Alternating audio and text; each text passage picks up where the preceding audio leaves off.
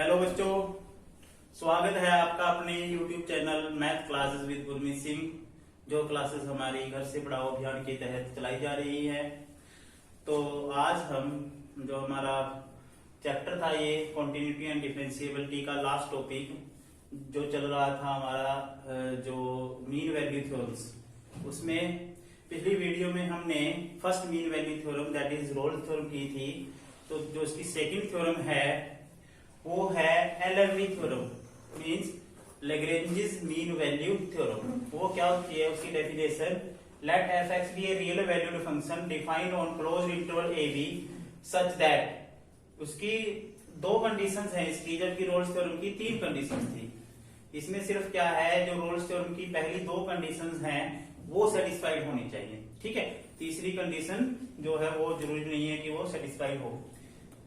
F x is continuous on closed interval A b, पहली condition है function must be continuous on closed interval A b. And second condition जो है function आपका differentiable होगा, ठीक है। डिफरेंशिएबल किस पे होना चाहिए, वो ओपन इंटरवल ए बी पे।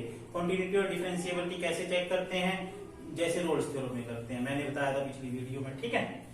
Then there exist, this sign is of there exist, c belongs to open interval A b. तो एक ओपन इंटरवल है ए बी, उससे कोई एक रियल नंबर c है वो बिलोंग कर रहा है कि उस पॉइंट c पे फंक्शन का डेरिवेटिव किसके इक्वल होगा, F B minus F A upon B minus ए। तो हम कहेंगे कि ये हमारी क्या है, लैग्रेंजेस मीन वैल्यू थ्योरम है, ठीक है। अब इसका प्रूफ देखते हैं, तो कैसे प्रूफ करेंगे। इसमें हमने क्या करना है, रोल्स थ्योरम के कंसेप्ट का यूज करना है। तो हम अपनी तरफ से एक फंक्शन डिफाइन कर लेते हैं, phi x equal to f x plus a x, where a is defined such that phi a equal to phi b। ये इसलिए किया क्योंकि जो रोल्स थ्योरम की जो थर्ड कंडीशन होती थी वो f a equal to F b थी, क्योंकि हमने फाई जो फंक्शन है उस पे रोल्स थ्योरम की कंडीशंस लगानी है। तो हमने क्या किया, तो a को हमने इस तरह से मान लिया कि एक ऐसी वैल्यू है, एक ऐसा रियल नंबर है कि जिससे फाई ए किसके इक्वल आ जाता है, फाई बी, ठीक है। अब फाई ए अगर फाई बी के इक्वल है तो फाई ए निकालेंगे, क्या होगा, एफ ए प्लस ए, और फाई बी निकालोगे जब आप F B plus A B, क्योंकि दोनों इक्वल है। तो F A plus A equal to F B plus A B, ठीक है। तो ये आपका हो जाएगा A minus A B equal to F B minus F A.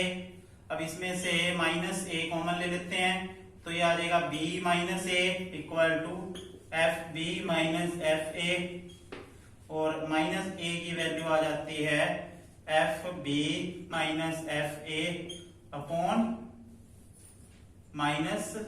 ये बी माइनस ए। तो ये किसकी वैल्यू आई है हमारे पास, माइनस ए की वैल्यू आ जाती है F B minus F A upon B minus A. किस कंडीशन से आई है, phi A equal to phi B condition से, ठीक है। अब क्योंकि फंक्शन आपका F x is continuous and differentiable, जो हमारा एफ एक्स फंक्शन है वो कैसा फंक्शन है, कॉन्टिन्यूअस और डिफरेंशिएबल, ये गिवन है। सो फाई एक्स, जो फाई एक्स भी जो फंक्शन होगा वो भी क्या होगा, कॉन्टिन्यूअस और डिफरेंशिएबल दोनों होगा, ठीक है। Also phi A equal to phi b. देखो रोल्स थ्योरम की तीनों कंडीशंस जो है वो फाई फंक्शन पे सेटिस्फाइड है, ठीक है। This implies phi x satisfied all the conditions of Rolle's theorem, so there exists C belongs to open interval a b such that phi dash c equal to 0। अब हमने क्या करना है, इस फंक्शन का डेरिवेटिव निकालना है। तो सबसे पहले क्या करेंगे, फाई डैश एक्स निकालेंगे, वो होता है एफ डैश एक्स प्लस ए। क्यों, क्योंकि एक्स का डेरिवेटिव क्या होता है, 1, ठीक है। तो फाइव डैश सी किसके इक्वल होगा, that is f dash c plus a that is equal to 0, ठीक है। तो F dash C equal to plus a दूसरी तरफ जाके किसके इक्वल हो जाएगा, ये माइनस ए के इक्वल हो जाएगा। और ये इक्वेशन 1 थी, ये जो है माइनस ए की वैल्यू क्या है हमारे पास, F B minus F A upon B minus A using 1, तो F dash C equal to F B minus F A upon B minus A.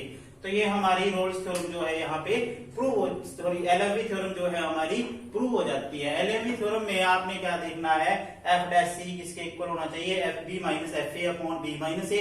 जबकि रोल्स थ्योरम में क्या था, लास्ट जो कंडीशन आई थी हमारे पास, F dash C must be 0, ठीक है, on that point that lies between A and B, ठीक है। जो ओपन इंटरवल ए बी से बिलोंग कर रहा था सी पॉइंट, उस पे फंक्शन का डेरिवेटिव क्या होता था, रोल्स थ्योरम में 0 होता है, ठीक है। अब हम इसकी करेंगे ज्योमेट्रिकल इंटरप्रिटेशन, ठीक है। एंड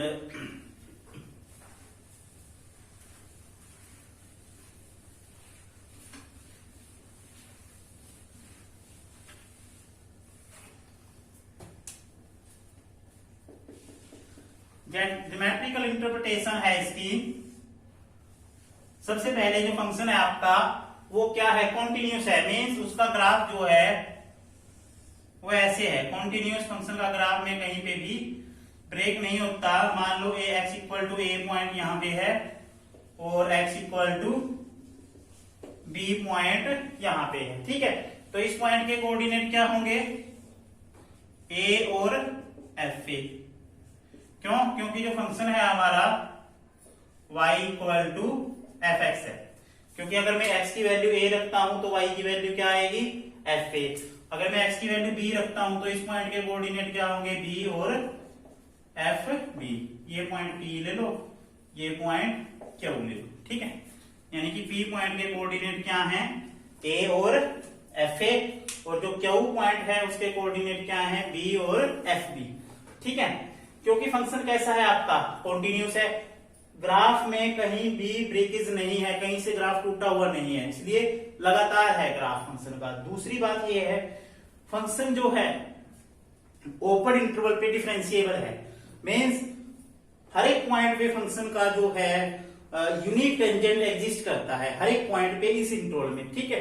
तो वो फंक्शंस कैसे होते हैं आपके, डिफरेंशिएबल होते हैं। तो एक ऐसा पॉइंट सी आता है, तो सबसे पहले आपने क्या करना है, पी और क्यू को मिला देना है, ठीक है, पी को क्यू से मिला देना है, ठीक है। अब स्लोप ऑफ पी क्यू निकालो, जो लाइन है स्लोप ऑफ पी क्यू का क्या फॉर्मूला होता है, लाइन का y2 minus y1 upon x2 minus x1। तो इसमें y2 क्या है, F B minus F A upon B minus A, ठीक है। तो पी क्यू लाइन का जो स्लोप है वो आया हमारे पास F B minus F A upon B minus ए। तो एक ऐसा पॉइंट सी होगा जहां पे अगर हम टेंजेंट ड्रॉ करें, ठीक है, इस पॉइंट सी पे अगर हम टेंजेंट ड्रॉ करें तो ये टेंजेंट जो है इस पी क्यू जो कोड है हमारी, इसके क्या होगा, पैरेलल होगा। और स्लोप ऑफ टेंजेंट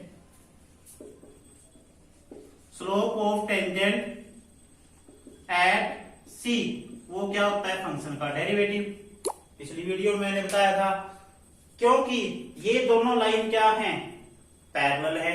और पैरेलल के केस में हमें स्ट्रेट लाइन में पढ़ा था, अगर दो लाइंस पैरेलल होती हैं तो उनके स्लोप कैसे होते हैं, इक्वल होते हैं। तो एफ डैश सी किसके इक्वल आ जाएगा, f B minus F A upon B minus a. Hence prove. ये हमने ज्योमेट्रिकल फॉर्म में, ज्योमेट्री में कैसे इसको हम दिखाते हैं एलएमवी थ्योरम को, वो दिखाया है आपको। तो अब हम इसके क्वेश्चन करते हैं। क्वेश्चन देखो एलएमवी थ्योरम के कैसे होते हैं।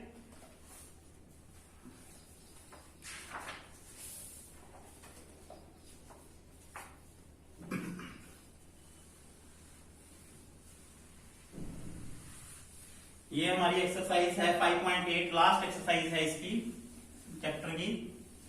इसके बाद मिसलेनियस एक्सरसाइज है, वो भी आपने करनी है।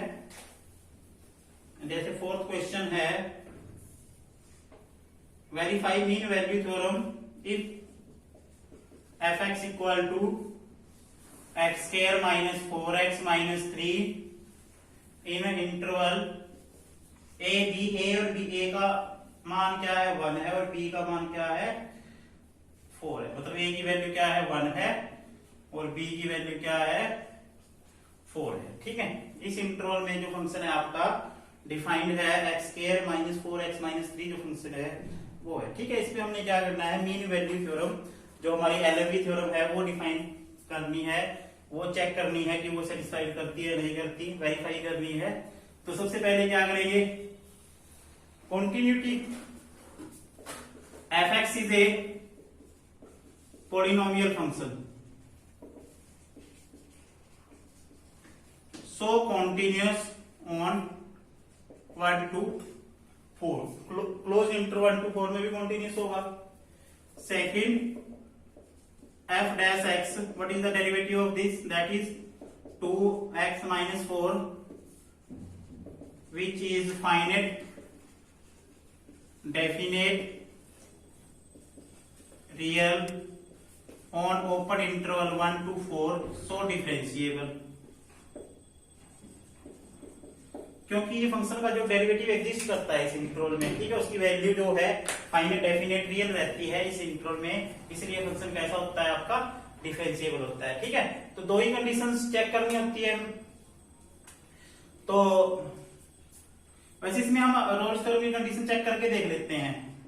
f1 निकालेंगे 1 माइनस 4 माइनस 3, तो ये आएगा minus 3 minus 3 that is minus 6। और फिर क्या निकाल लेंगे, f4, 4 का square minus 4 into 4 minus 3 that is 16 minus 16 minus 3, ये आएगा आपका माइनस 3।